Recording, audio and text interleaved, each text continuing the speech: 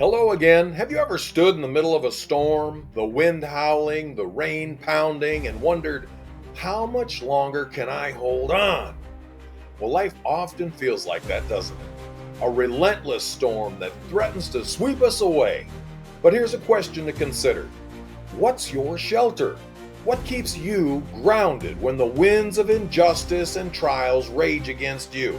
Today, I want to talk about finding that shelter, and we're turning to a powerful piece of scripture, Psalm 57, to guide us. This psalm, attributed to King David, is raw, it's vivid, and it's unflinchingly honest. It's an imprecatory or condemnation psalm, which means it doesn't shy away from expressing frustration, anger, and righteous indignation against evil. It was likely written during a time when David himself was being hunted down by King Saul, and he was a man driven by jealousy and a thirst for power.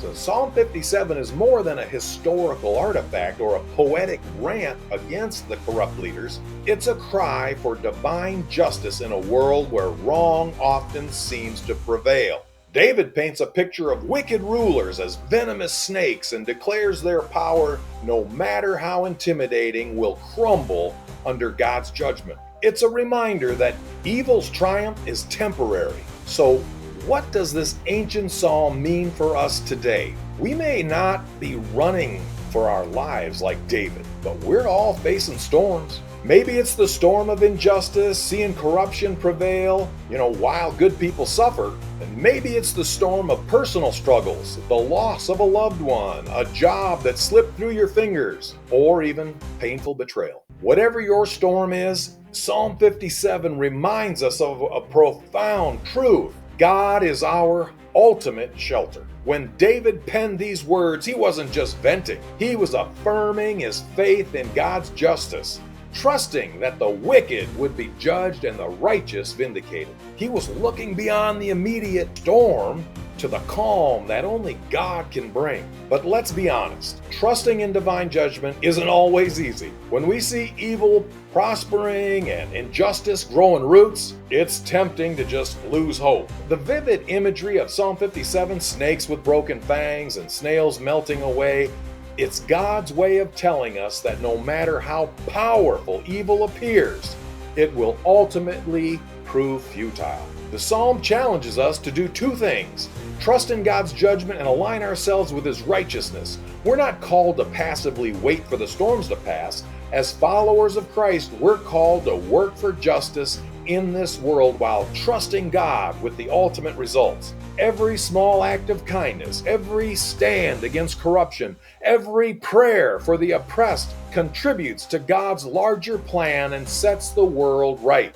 Let me share a personal story. There was a time when I felt like I was drowning in a sea of challenges. One problem came after another, and I started to lose my footing. But during that particularly difficult night, I remember Psalm 57, and I reflected on how David poured out his heart to God, trusting Him to deal with the wicked. That night, I realized something. My shelter wasn't in my ability to solve my problems or fight my injustice alone. My shelter was in God's promises. So I turned to God, I prayed, I let go of my need to control the storm, and I trusted. And you know what? The storm didn't vanish immediately, but my perspective shifted. I found peace in the chaos because I knew God was in control. Psalm 57 is a call to faith, but it's also a call to action. It reminds us that evil won't have the final word. God will. And that's the shelter we all need. The assurance that our struggles, our storms, are not the end of the story. So let me ask you again,